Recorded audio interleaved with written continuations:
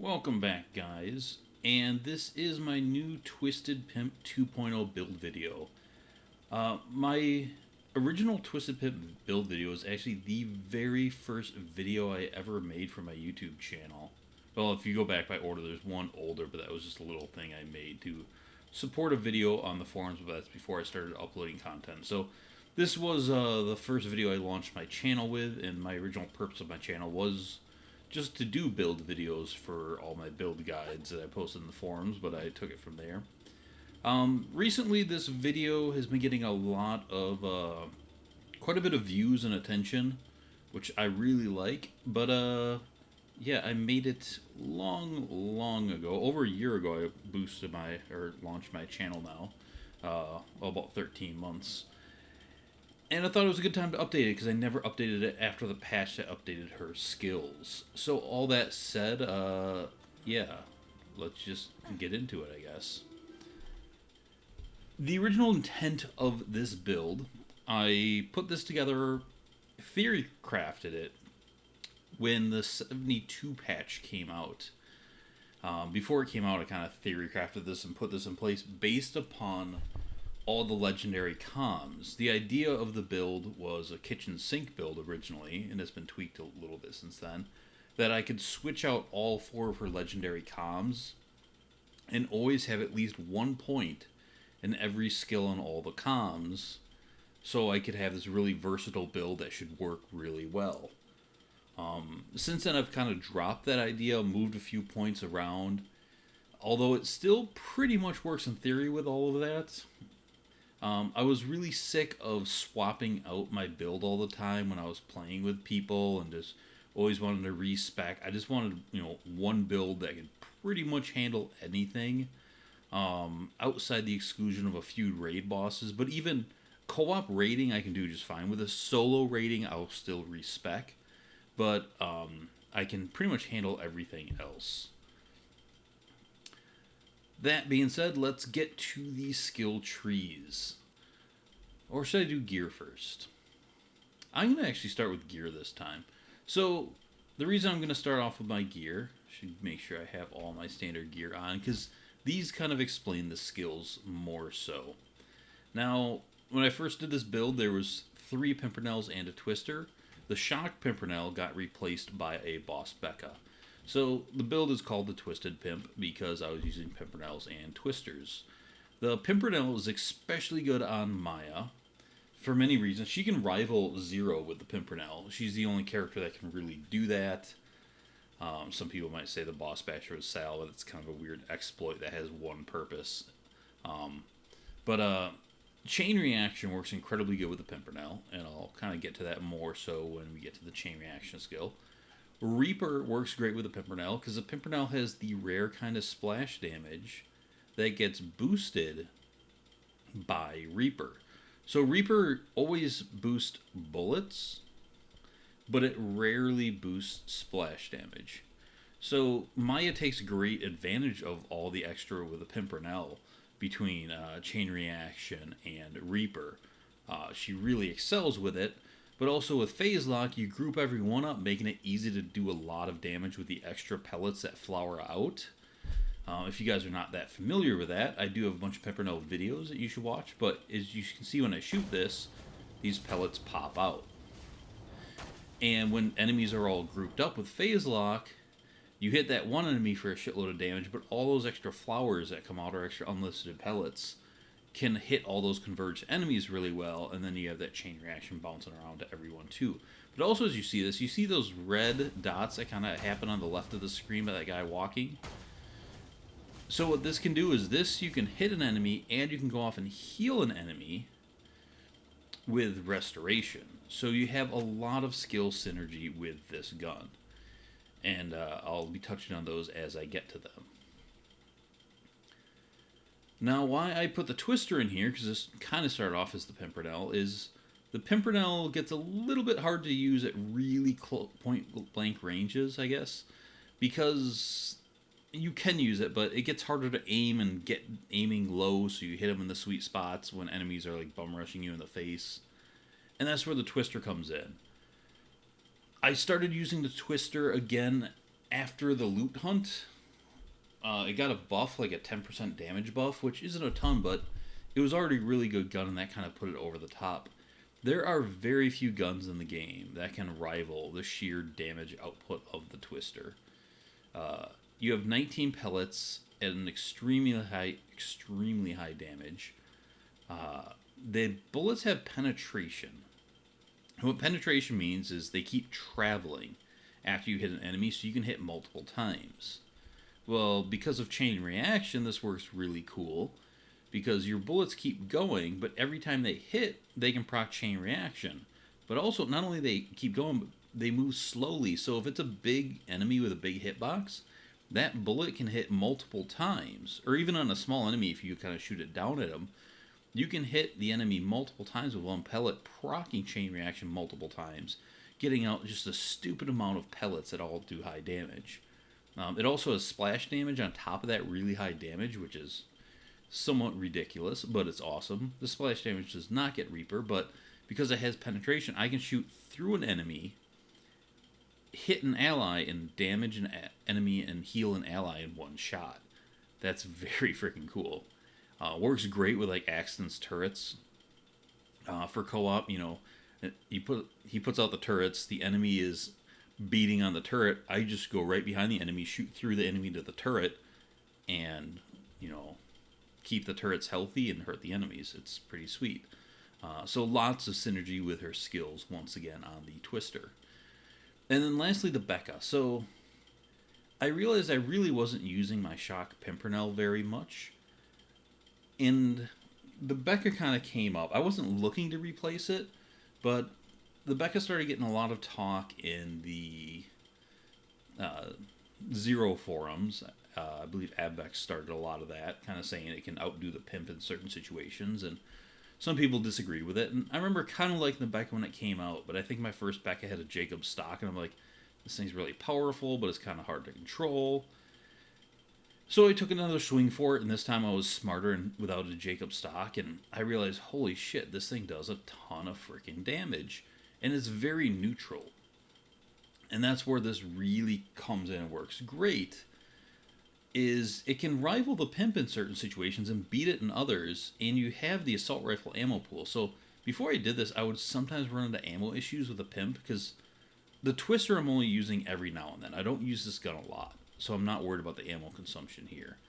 But I was mainly using the Pimpernels, and with sniper rifles, you do have a small ammo pool. Once I brought the Bekah into that, my ammo issues were gone, because the Bekah is just, if you do get a little low, you can easily switch out to the Bekah, but the Bekah does better in a lot of cases. Surveyors are an example of this. It absolutely destroys surveyors better than even a corrosive Pimp can. The Bekah is really good because you have sniper-like damage. If you look at this damage stat here, you actually have more base damage than the Pimpernel. Now, the Bekah also has unlisted pellets like the Pimpernel, where you have 3 bullets that follow the initial bullet. I'll show you here, in case you guys are not familiar with that. So you can see these extra bullets pop up, and then split off and go. So you get 4 bullets per shot. Now, unlike a sniper, because it doesn't have the sheer raw damage of the Pimpernel per shot, because you have 4 pellets instead of 7, and you don't have splash damage, and you can't match elements. That being said, you have a fire rate of 13.8 compared to 1.3 on my Jacob script Pimps. You also have a bigger mag and a quicker reload. So DPS-wise, this thing is a boss. Crystallix, it does wonderful for... it does really good on loaders, actually. Not necessarily better than a corrosive Pimp, but if you're getting low on ammo, it does really well on that. I mean, it really handles everything really well, but there are those cases where I actually prefer it to a corrosive Pimp, and that is very cool. So those are the 4 guns I base this off of. And before I move on to the other gear, I am going to touch base on parts. So with the Bekah, I go with the boss for sheer damage. The horse would be the second best in my opinion for a better magazine size, because those 16 bullets can go by quick. Some people have talked about the steady version. I don't like the steady. I don't think you really need it. You just need to get better at managing the recoil. And if you have a decent stock on it, the recoil is not that bad. And I go over all that in my Bekah videos that you guys should watch. The twister, just pure Jacobs. The stock really doesn't matter on this. It shoots so slow, the recoil doesn't really matter, and you use at point blank. I go for the vertical grip on this. You're not really, because of the fire pattern, you're not hitting a lot of crits with this. The vertical grip increases your fire rate, and this thing does shoot slow, unlike most Jacob shotguns. And 2 more pellets is more chain reaction. That being said, the twister's a bitch to get, and it's pretty much awesome with any accessory. The Pimpernels, this is where it gets a little controversial. I don't know if controversial is the right word. It's Borderlands. What real controversy is there? But a lot of people prefer the matching grip and a doll stock, where I have a Jacob's grip and a Hyperion stock. Now, I go over this in a video that I made about the Pimpernel, but the reason I do this is I'm not concerned about DPS as much as burst damage. Now, burst damage versus DPS are 2 very different things. With Maya and Phase Lock, I'm worried about that one shot. And that one shot only. Now, with the Jacob's grip, it boosts the damage significantly. At least in my opinion, it's significant. Some disagree. But it makes a difference between one-shotting an enemy and not one-shotting an enemy, especially if you're playing a lot of 4-player. If you're playing a lot of solo play only, it's not as big of a deal. But I did find when I ran the Maliwan grips to a Jacob's grip, I spent a lot more ammo, and that sometimes became an issue. So with the Jacob's grip, I can kill enemies with less bullets, and that's the important thing to me. Now, if I was going to pure chain reaction only setup, with this, a pure trickster setup, I would probably go for that fire rate to get more bullets out, but I am not. This build uses chain reaction, but that's not really its focus. It's more about that burst, one shot, one kill damage potential. And then the Hyperion stock, I go with that because the doll stocks have a sway to them. Now, the doll stock's the best on the second shot, but it's not as good on the first shot. Now, the Hyperion is not as good on the second shot as the doll, but it's not far behind, and it's better on that first shot. I noticed myself with that doll stock, I run the dust a lot, and after you're kind of done with those spiders and you get back to that kind of church building area, there'd usually be a guy up that first church, and I would be sniping him, and a lot of times I'd be missing that first shot because I had the sway. And it was just far enough where that became an issue. And once I switched to the Hyperion stock, a lot of those longer distance shots no longer were issues because I didn't have as big of a sway, and I was hitting them more reliably. And on the second shots, I wasn't really affected by it. So that's why I go with Hyperion stock on the Pimpernel. Now I'll go through the rest. The Blockade is the shield of my choice. Now I do have some other shields that I go and use. There's the Antagonist, the Evolution, and the Bee. But the Blockade is just, it's so goddamn good in almost every situation. It allows you to tank a stupid amount of damage and just stay alive through all things. The Antagonist is kind of on par with that for a lot of people, but it's only really great against bullets, and there's a lot of non-bullet damage in this game. You know, there's melee attacks, there's splash damage, there's dot damage, there's all that stuff. I don't need the slag from the Antagonist because I have Scorn and Rune. So yeah, I have gone to the Blockade over that. I used to switch out based on the map, bullet heavy maps Antagonist and non-bullet heavy maps the Blockade, but once again, I got sick of switching things around, so just went with the Blockade. Now, the Antagonist I can throw on. The Evolution is fun in co-op if I'm doing more nursing, helping support the team. I want to boost my health. And then the Bee for certain bosses and raid bosses just to get them done faster. The comm is the Siren comm. So with this, I get an insane cooldown at 53%. That's a really high number. That 39% gun damage, well, additive damage, people do not usually rave about. 39% flat damage is really good. It's obviously not as good as that cat boost, but it works on all of your guns. And when I have comms like Booster, Reaper, skills like Reaper, not comms like Reaper, multiplicative skills like Reaper, boosting all this stuff, that gun damage is definitely noticeable. Ward, I love for my survival. Accelerate, more damage, once again. Mind's Eye, DPS.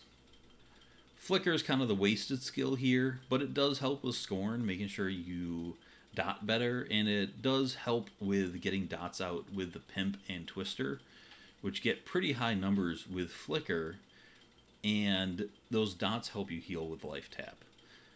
Foresight is an amazing DPS skill, Meg and Reload, that I'll get into there. The movement speed is kind of nice when you need to kind of move and get to the right place to get your perfect shot off. But it's the balance of this comm that I've landed on this comm over all the others. You have great survival with Ward. You have 3, 4, 5 DPS buffs, 6 if you count cooldown as that. That cooldown is so amazing.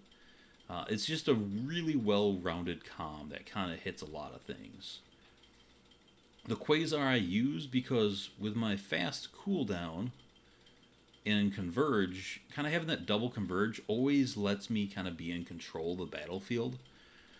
If I can throw these in between phase locks to make sure I can either survive or stay safe by throwing enemies around so they're never really on their feet.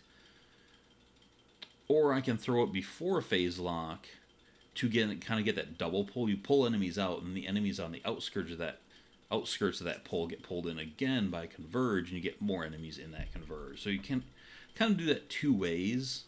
In the Bloodshot, sometimes Mad Mike comes out, and I just use my phase lock, and his rockets can mess you up. Well, I can just throw a Quasar or two at him, keep him off balance, my phase lock's back, pick him up, kill him, win, without ever really being at that big of a risk. So this is something that works well with chain reaction, because the closer enemies are, the better they die by chain reaction. It helps you with your survival. It does a lot of damage to enemies too, so it's really just great all over. Bone of the Ancients. Nowadays, I'm usually just going to roll the corrosive one because Cloud Kill is now so good. I used to kind of use the Bloods with this, saying I don't really need the bone, but between this and this, that cooldown's so good. The extra damage is really cool. Especially with Cloud Kill now, that it's just a better relic. So that's the gear setup. Now, the other thing I'm going to talk about quickly before I move on to the skills, and I know this is going long, but it's just going to be a long video, so strap in. What I have here is kind of an answer for everything, and that's, again, the big theory on this build and why I kind of fell in love with it after I started playing with it and tweaked it, kind of that point where I really liked it. Is I always have a fire gun on me. I always have a corrosive gun on me. I always have shock, and I always have neutral damage.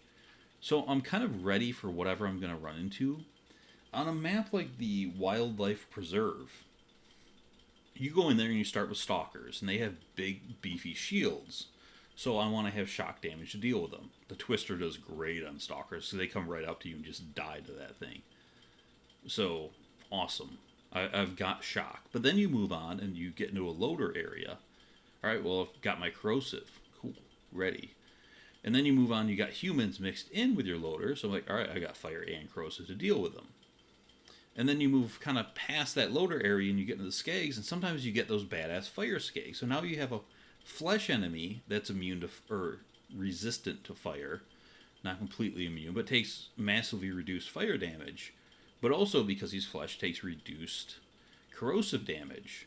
So I could go out with shock, which is neutral, but the Bekah just destroys those enemies because you don't get that minus damage from the shock. I can hit him at range. I don't have to be close up to him with a Twister. And the Bekah deals with them because it is just neutral. So I have something for all situations. And that map's that perfect example. There's a lot of builds out there that will have to have a slag weapon, and then they'll have a fight for your life weapon, and then they'll have a healing weapon, and then they only have one primary weapon. So when they get into a map like the Wildlife Preserve, they're always switching weapons and all that stuff. Where in this build, which I'll get into more with the skills, I have skills to help my healing, so I don't need a Grog or a Ruby. And I have skills to help my fight for my life, so I don't need a launcher or a fight for my life gun. Plus, all these guns do a lot of fight for your life damage. I don't need a slag weapon because I've got 2 skills for it. I really always stress this point when talking about builds, is you have 4 gun slots, but you have a shitload of skills. So if I'm taking up 3 out of my 4 gun slots, and often people throw in chain lightning to help their grog and their healing, you've now taken up 75% of your guns and your only grenade slot for things that you might be able to compensate with skills. So if you can use your skill points, which you have much more than gun slots, so you don't have to have those somewhat crutches, then that really helps. Now, that like melee Zero, of course he's going to have that stuff. That's different. So I'm not saying in all cases you don't want to kind of have that loadout type. But, Maya, that's one of the brilliant things about Maya, is because she has this really awesome skill tree, she doesn't need to do it in her guns. So now you can just run around just prepared for everything. So, onto the skills. I've kind of shown this a little bit before, but here is the overview. I'm going to start over in the Cataclysm tree, because this one, well, they all have a lot to talk about. I'm just starting here because. So, Foresight is boosted by my legendary Siren comm at 10 out of 5, and you can see these boosts are really big. 40% more in the magazine really makes a difference, but that 50% reload makes a huge difference. You typically want to reload a lot of times before your gun's empty, like in between enemies. But even if you're kind of using the entire mag, this is just a huge DPS boost. Being on tier 1, it's pretty awesome. Flicker again, it's kind of a throwaway skill in that comm. A lot of comms have that kind of weaker skill, but it does help me get the dots out, and I'll get more into that with life tap and everything else. But that's why this one I have 4 out of 5 instead of the 5 out of 5. It's the one I pulled for Cloud Kill to get down to the bottom. Immolate, some people have suggested I take that 1 out of Immolate instead of Flicker, but you could kind of do it either way. So, in theory, you shouldn't die a lot. You shouldn't go down a lot if you're playing this game a lot and you're good at it. My last 2 videos, I actually went down more often than I should. But, this is a crazy huge boost. A lot of people don't understand how good Immolate is. So how this actually works is I get 50% gun damage as incendiary damage, but this comes in as a secondary number after all my multipliers. So when I hit him with a Pimpernel, you get your Pimpernel, you get Accelerate, you get the Siren boost, you get Reaper, you get the Fire on Flesh bonus, you get the Slag bonus. You take all of that damage added up, and that's what Immolate does 50% of. But then because Immolate is new gun damage, you get boost on it again. So if the target's fire, you get that Fire on Flesh bonus again. If the target's slagged, you get that bonus again. So this Immolate number gets massive. And because I have these high burst damage guns, it does a stupid amount of damage and makes it really easy to get out of fight for my life. And although I shouldn't be going down very often because it's a fairly tanky build, when you do go down, you want to be able to get back up. So that's why I always go with Immolate over some of these other skills. Chain Reaction, this is one of those staples of Maya. I've done a lot of videos on this as well. Basically, every time a bullet hits, it has a chance to, it doesn't actually ricochet, create a new bullet that goes in the direction of an enemy. And that's the thing, it goes towards an enemy. It kind of seeks them out, which is awesome. 40% chance is fairly high here, and with guns with unlisted pellets, because it creates a new pellet, or a new bullet, that unlisted pellet procs again. So with the Pimpernel, you can just keep pulling out so many chain reactions. Same thing with the Bekah, because you're just putting out so many pellets and they can recreate unlisted pellets. Or the Twister, because it has penetration, each bullet can have multiple chances to ricochet since they keep going themselves.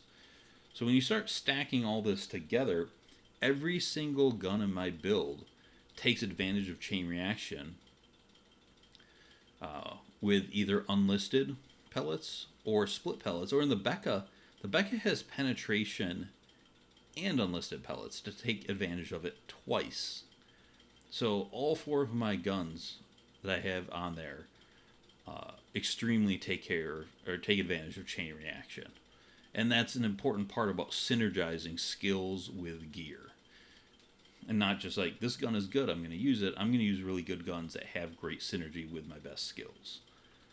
Cloud Kill is now one of the dumbest and best skills in the game. So I obviously had to throw it on there. It just makes everything so easy. It does an amazing amount of damage now. And every 5 seconds is pretty quick. Yeah, what else to say? It's the reason I just kind of leave the bone on. Now, after the patch, all these skills were boosted. Cloud Kill's the only one I took.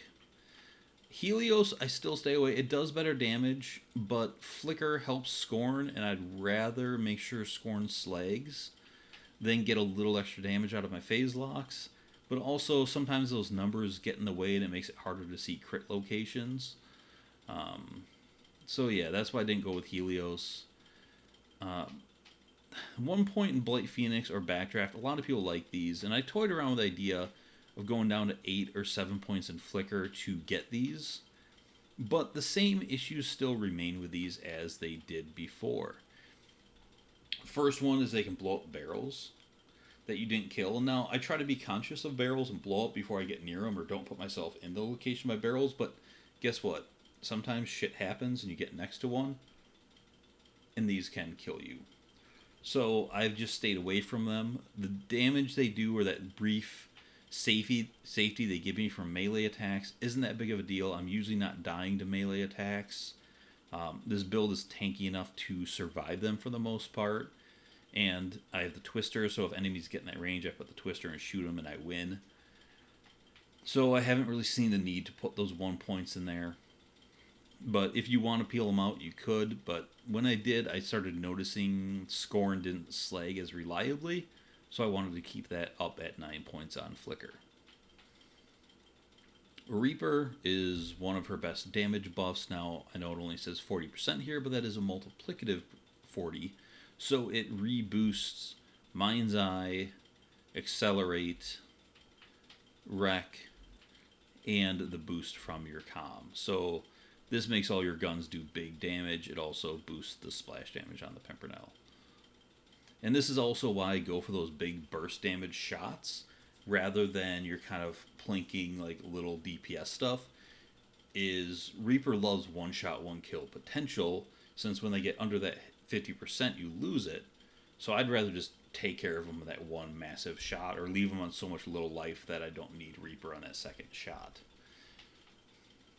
Rune is, I don't care about anything but the slag on it. But the extra dots on it do work well with life tap, which once again I'll get over there. But it's mainly about the slag, let's be honest. Slag is a massive damage boost. So next is the Harmony Tree. Now, a lot of people say they don't need the Harmony Tree or don't like it because of things like the Grog exist. But once again, I don't want to have to take away one of my gun slots and one of my my only grenade slot to heal. And the other thing about that is when I switch away from my Pimpernel to a Grog nozzle and then throw a Chain Lightning and then switch back to my gun to keep shooting, what happens is I'm losing DPS because I stopped shooting. I stopped doing damage to enemies, and the Chain Lightning doesn't do that much damage. I've stopped doing damage to enemies to heal, and then all of a sudden you get hit again, so then you got to do it again. And what I've seen with a lot of players is eventually they just get overrun and die. And good players too. I've seen people kind of do that with Maya, who are like great PvP players in other games. Great at like CS:GO or Overwatch or Battleborn or Battlefield or Call of Duty or whatnot. Pick your poison. And in Borderlands, I saw a lot of times, on OP8, these people are struggling and die a lot because they're doing that strategy, and they eventually stop doing damage, just get overrun. By putting a lot of healing in your healing tree, actually increases your DPS. And a lot of people think, I don't want to waste these skills, I just want to do all DPS. But when you're not tanky enough to survive and you have to stop doing damage to heal, or you have to run away and take cover, you're stopping your DPS. So by having a lot of healing and being able to stay in the fight and keep hitting, you're actually doing more damage over time, which is DPS. Now, that being said, there are some of these DPS skills, because of the comm, I only have 1 point in it, which boosts it up to 6 out of 5. This is something I don't see enough people doing.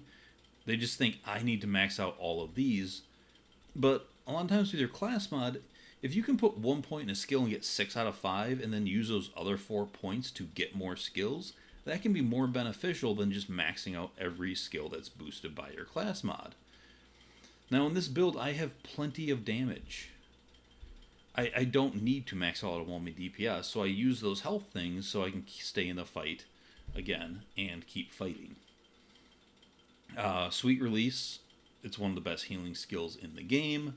You kill the enemy in the phase lock, which I do, and then I get 5 life orbs that go out and heal me and my teammates or their pets.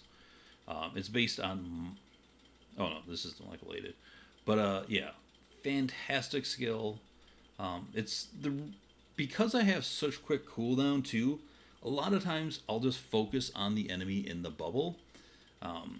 It was good knowledge for a while, and it does make sense in a lot of cases where you want to phase lock enemies, concentrate on everyone below it, and then kill the enemy in the bubble.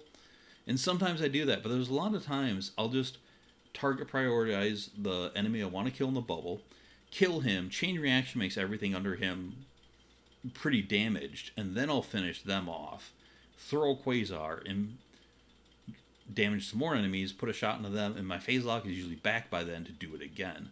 Rather than phase lock, kill everything under it, then target that enemy. A lot of times I'll just kill that enemy in the phase lock to make sure I get my Sweet Release and do all that. But like I said, it's not 100% of the time. It depends on the situation, which way you want to do it. Restoration. This is one of those skills that got so good in the OP levels. So, my guns do a ton of damage, but our health didn't increase past OP 0. So that's the way the OP levels work. You get to use gear, but you're still level 72, so you have level 72 health. But your gear is level 80, essentially. So with this, I only need 1 point, and with my guns having such high damage potential, there's a lot of times I can heal my teammates past health gate with a single shot. So if this does that much healing to them, well, fuck, I don't need any more than 1 point. And I can peel that 1 point because I don't need that DPS of maxing out Mind's Eye. And if I'm in solo play, I wasted this point, oh well. I'm not too worried about that. But when I go into co-op, I can be a much better partner and a teammate because I have it and I don't have to go respec. There's a lot of people that will peel this off and put it back into either Mind's Eye or Life Tap because they only play solo. If you never play co-op, cool. But if you occasionally jump into co-op and not put the 1 point in here, you'll be fine in solo. The same thing goes for Res. Res is amazing. You can just instantly revive your friends. Although, if I have friends that play really irresponsible, or maybe not friends, as teammates, sometimes I'll just stop resing them. Because then I just don't use my phase lock, and if I'm never phase locking enemies because they just die, I lose chain reaction, I lose Sweet Release, I lose Elated, I lose all this good stuff. So sometimes I do cut people off and say, you're done. But other times, if your teammate's surrounded, And there's that fight for your life loop that you can run into where you res someone and then they just die right away because there's 20 enemies around them all doing a shitload of damage. And when you get out of fight for your life, you don't have over 50% health, so you can die really fast. Sometimes it's better, I'll phase lock an enemy and I'll tell them I'm doing that so they can shoot that enemy in the phase lock, get themselves up and so things die. Or I'll throw like 2 Quasars out, really group up those enemies, put a lot of damage, phase lock, and then I'll start putting bullets in there and let them get a kill. I've weakened things, and then they can survive better. So it's not always best to use res. Sometimes it's better to phase lock the enemy so they can survive the res. Elated, again, more health. So in those times I do leave the phase lock open, this regenerates my health, but it also does it for my teammates. And if I stack health with the evolution and co-op, they heal a lot off a phase lock. Sustenance, a lot of people say this skill is dumb and 2% is not going to get you past health gate very fast. Not everything in this game is about health gate. Yes, certain enemies can health gate you and you need to get past health gate, but that's probably about 10% of attacks, maybe even 5%. Not that many percent of attacks actually health gate you. So the scariest damage in OP8 is actually dot damage. Damage over time from usually Maliwan weapons or any elemental weapon. They can fuck you up pretty badly. But sustenance is always regenerating health, even when you're taking damage. So this reduces dot damage. Essentially, it fights it, meaning I can survive that better. Now, because I'm wearing the Blockade, I also have damage reduction. So between the damage reduction and sustenance, I can also often live through dot damage where other people can't. And then if I phase lock an enemy, I have sustenance and elated, and I can definitely survive the dot damage. So that's why this is really important, but it also kind of just, that moving health, just, it helps you, because sometimes you'll just kind of get nicked below, and you heal, and nick, and heal, and it's just that always-on healing really helps keep you in that fight without having to switch to heal or run away. It comes in a lot more handy than you might think.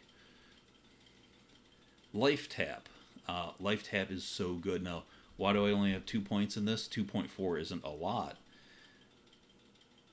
These guns do a lot of damage, so 2.4 is enough.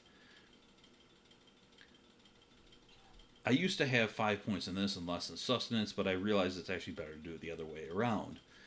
Now, like a typical Moxie gun, like the Kitten, the Hail, and all that stuff, they're around 2 to 3% healing.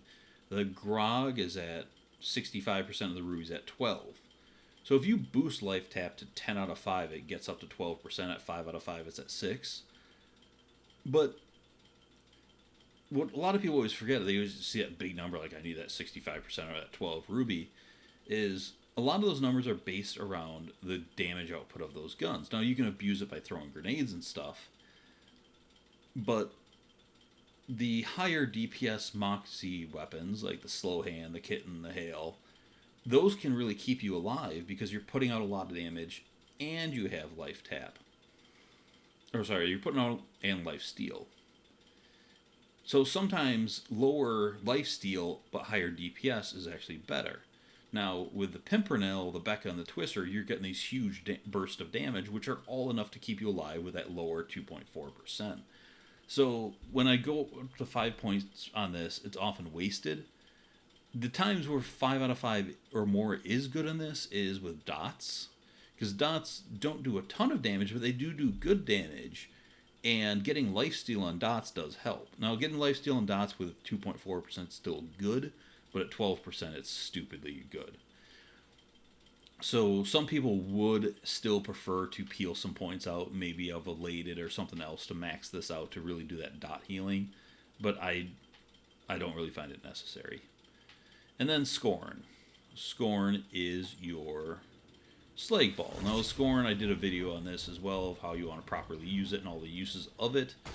You can use it to block some attacks like Saturn's rockets, or some of the bigger Varkids put out their barrages of kind of, I guess, Varkid rockets. But Scorn will slag really well. Now you want to kind of throw it above, because it's not the Scorn ball that's slagging. It is the kind of the bullets it puts out that slag. So if you throw it above the enemies, it hits a huge area of effect on the map, and you can slag a ton of enemies with it. So you can slag in between phase locks, or if you're playing co-op, I'm going to phase lock something over on the right, but on the left my teammates are fighting things, and I'm going to slag that for them so they don't have to switch to slag. So it's kind of got those two use cases. But between this and this, Rune and Scorn, I don't need a slag gun, which again frees me up to have enough slots to deal with whatever enemies come my way. And the same thing with all this healing here, I can just stay in the fight and be really tanky. Now, the final tree. I have Ward at 4 out of 5. Now with the Comet, boosts me up to 9 out of 5. I would like this at 10 out of 5, but I just don't have the points. But this is still really good. Shield recharge delay is the biggest part of it. The capacity is good. There's caps on it, so if you use really beefy shields, you don't get that full 45%. But negative 72% recharge delay, or 80 if you could fit that 10 points in there, is a massive deal about getting your shield back faster. And with all my healing, if I can keep my shield up, I can keep healing underneath my shield, and it makes me very, very survivable. Accelerate, kind of like Mind's Eye. I just put that 1 point in there. That way I can get down to that next level of the tree. Since I went down to 2 capstones, I don't have a lot of points in this tree. So, Accelerate, I only have that 1 point in there. Now, this also affects a lot of my guns in a negative way. I'm okay with 6 out of 5, because this isn't Velocity. Velocity is a much higher bullet speed number. 24 isn't huge. So with this, it makes the Pimpernel split higher. It makes the Bekah split take longer. And it makes the Twister bullets go faster, which means they might not proc as many secondary bullets. I debated actually skipping this because it has that effect with all those guns, but the 18% gun damage, I did miss it.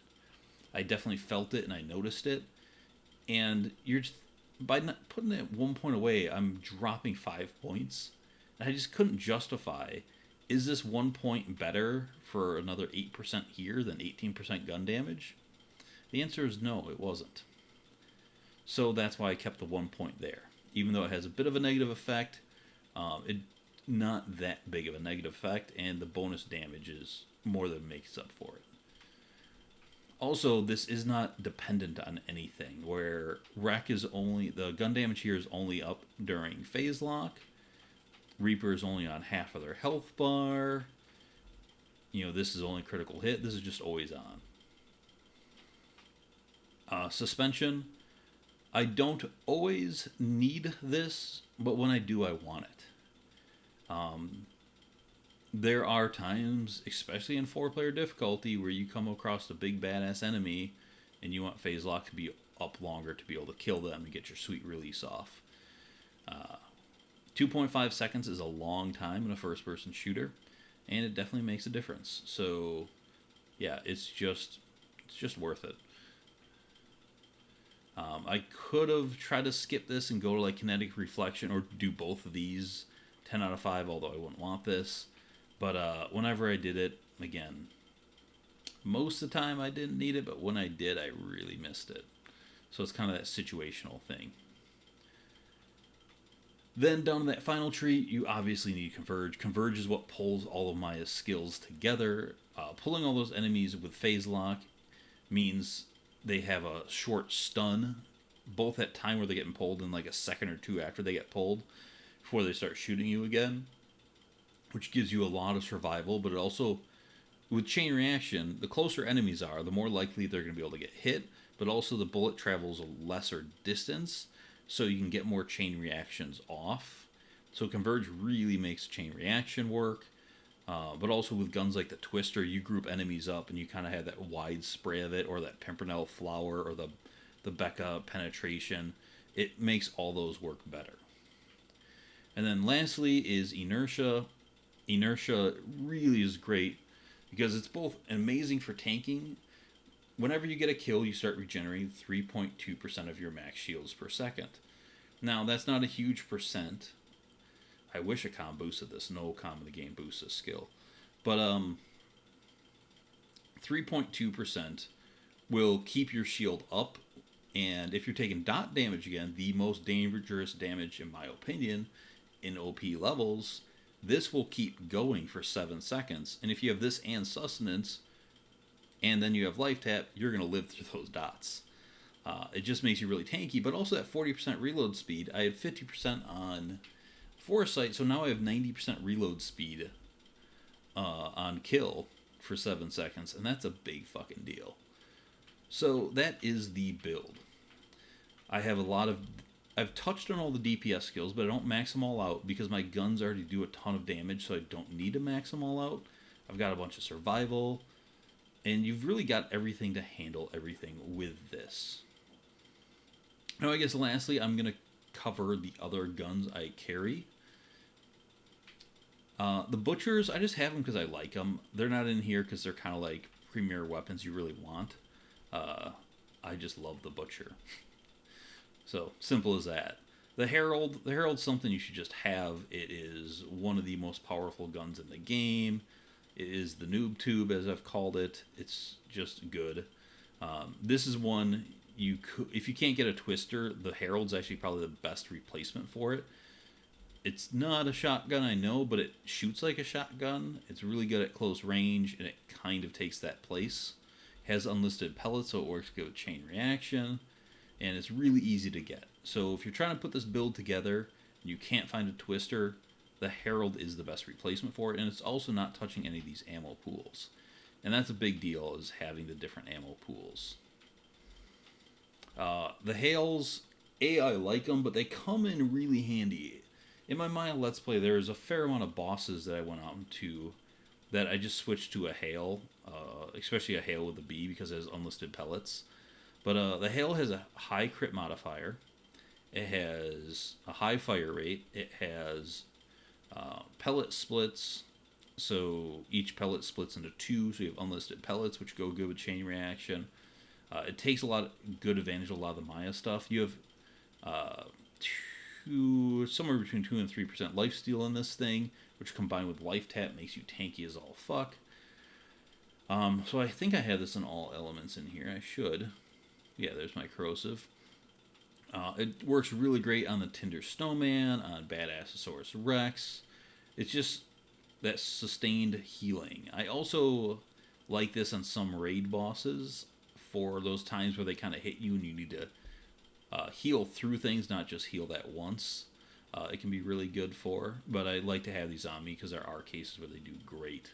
Like I said, Badassosaurus Rex is a great example because he's got a lot of health. He can hit you really hard, and these things can just tear him down really fast. I have the kittens for that same reason. I love the kitten on Terra, because when you get to that masher phase, and you have all those mashers just like pounding on you, you can just shoot through them, and you have a really big magazine, especially with Foresight, and fast reload, so you can just heal through all those attacks while killing them, instead of kind of like heal, just get hit, heal, get hit, heal, get hit, because those will health get you, and the kitten's really great for that. I also sometimes like to have it on during Hyperia's fights, because when he goes into Slim Jim mode, you can kind of survive that while doing a lot of damage to him. It's great for Threshers. I don't always have to have it on for them, but Threshers are a particular problem for Maya. Especially when I first started OP8, they gave me big troubles, but I got used to them and got better. But you can't phase lock them, and often there's not any other enemies around to phase lock during them, so you lose chain reaction, you lose elated and sweet release, you lose a lot of Maya's potential, and the kitten just burns through them and keeps you healthy. Again, that sustained healing is great. The Sandhawks, because of the Sandhawks, I don't often use them outside of raiding, or the corrosive one for Saturn on the Peak, because Saturn on the Peak is just dumb. He takes a while, and yeah, you just want to kill him. The Grog, again, for raid bosses. And that's pretty much the guns I have. I should have a Fire Norfleet. It's probably my bank. And I only really use the Fire Norfleet for Hyperius. Because if you get him down to like a third health, even in OP8, you can usually just kind of take a knee and keep shooting that Norfleet and kill him. Because of Immolate. Especially if you slag him with Scorn. You can also throw Scorn and fight for your life. I don't think I mentioned that. I have the different elements of the bones. I have a blood in case I want to health stack with evolution and shotgun and sniper. The Bekah is pretty much an infinity with how much damage it does per shot. You're never gonna have ammo issues with that. So this, I have those two ones on there. Now the other class mods, sometimes I'll put on the Catwell rating. So that's why this is there. I'll also throw it on when I get to Saturn and the Peak again. The double Saturns and the Peak, it's just a DPS race. You have two slow-moving targets. You need to kill them before they get up the hill. Or if you're smart about it, you can place yourself so they don't get up the hill. But it's a dumb fight. They're just kind of standing still out there and you're shooting them. It's just better to get over with faster. So I'll throw on the Bee, the Sandhawk, and the Cat. The Nurse, sometimes for co-op, I'm going to want to throw this on to have fun. But the Trickster is the one I actually use the most. I rarely put these on. I will go and do the Trickster setups because I love it. And it works beautifully with this. Now, I have a blue one because I'm not going to throw 1 point in kinetic reflection just for that. And I don't really see I need that much.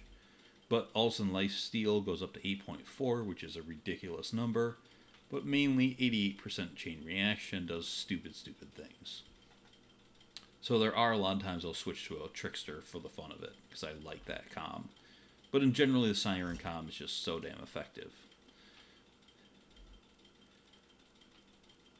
Now, grenades. Stormfront is just awesome, but I like the pull, but the Quasar better, but I still have this on. It's so good with the life tap. I have a few different ones. Slago negative. You could just use a regular purple transfusion as well. I'll sometimes use this in certain places in the Peak. When I know Dukinu Mom is revving up for her shock ball attacks, I'll just throw a few of these out in preparation for those coming to both help my enemies and myself. Crossfires are more for like Terra rating and stuff. I should have a low level one so it doesn't damage me, but I never got around to doing that. Shields are already covered, so that is kind of all the gear I typically run with, minus my missing Norfleet, which I probably just swapped to pull a Butcher out or stuff. But I have a lot of other stuff I like to use in my bank, but this is what I consider the core stuff. Now, most of the time, the 4 guns I have equipped handle most of the game, but like I said, sometimes, like the Hail on Badassosaurus Rex, just handles things a little bit better, so I'll swap out every now and then, but I usually don't have to swap out that often. Usually would just come down to like a boss fight or two. So that is the Twisted Pimp build. Hope you guys enjoyed. I don't know if I put enough new information in this compared to the other one, because I only moved 1 point, and I haven't changed any of my gear. But, yeah, sometimes it's just good to refresh a video. I will also put a save file in this, so if you guys want to and you have access to that on PC, you can do that. I'm not going to talk about the console side of it, because that breaks terms of service on consoles, and because I am a moderator in the Gearbox forums, I kind of play nice and obey that stuff. Even on my YouTube channel, I like to not break those rules. I hope you guys understand that. So once again, thanks for watching. I hope you appreciate this. And I will be going through and continuing to finish up my Maya Let's Play. I kind of forgot about that after a while. I know I'm kind of stacking up a lot of different things, but for me, it's helping me keep motivated instead of just grinding through a one series. I think I had a few Headhunters left and the Tiny Tina DLC. I finished the other 4 main story DLCs and most of the Headhunters. I think I have 2 Headhunters left. It should just be... oh, maybe 3. do I have the Snowman, the Valentines, and the Son of Craw. So I think 3 Headhunters and Tiny Tinas, and then if you guys keep watching those and support those, I will go through and also finish up side quests.